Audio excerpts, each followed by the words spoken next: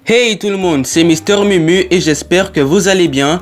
Aujourd'hui, on se retrouve pour des anecdotes sur One Piece, un célèbre shonen du mangaka Eiichiro Oda. Et sans plus tarder, allons-y.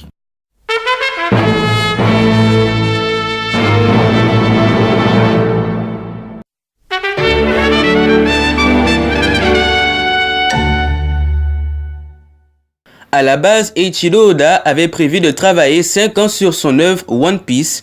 Il avait dans sa tête tous les grands points et récits pour jusqu'à la fin. Mais par surprise, cela aura pris plus de temps car vous le savez, One Piece a déjà 20 ans aujourd'hui et 5 et 20, c'est long. Dans une interview, il a déclaré que vu sa série dure longtemps, il en profite pour mettre toutes ses idées et tout son amour envers One Piece, qui sera son unique shonen avec beaucoup de chapitres et épisodes. Oda a aussi affirmé qu'il fera d'autres histoires, mais courtes, à la Dragon Ball, et One Piece restera le plus grand shonen du mangaka.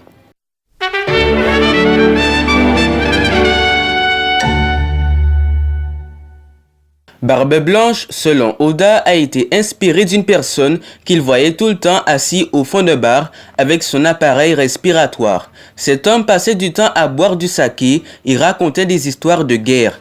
La phrase fétiche de celui-ci était « Je ne parle pas aux gamins avec la tête pleine d'air ».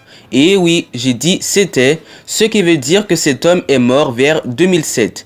Il savait qu'il inspirait Barbe Blanche et il l'aimait bien.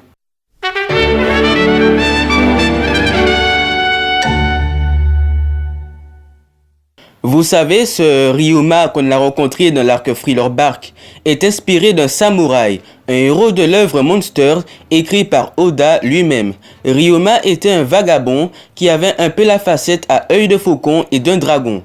Moi, il me faisait penser à Kenshin le vagabond. Le rêve de celui-ci était de vaincre le roi des épéistes. Oui, Oda s'est référé à ça pour en faire de même à Zoro et qui celui-ci rencontrera Ryuma. Pas con.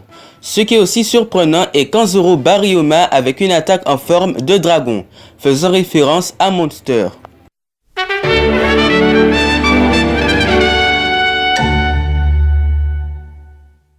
Comme vous pouvez le voir, ceci est le prototype des Nakama fait en 1995, 2 ans avant le début de la publication de la série. Là, nous avons 9 membres. Luffy, Zoro, Nami et Sanji sont reconnaissables et définis. Par contre, nous avons Brook et Chopper qui sont très méconnaissables et chelous. Robin, Franky et Usopp sont absents, mais des personnages inconnus. Il y a encore un prototype en bas à gauche, mais qui cette fois-ci est terminé, clos, sauf que le petit changement est le recrutement. Oda avait prédit que Brook serait recruté avant Franky.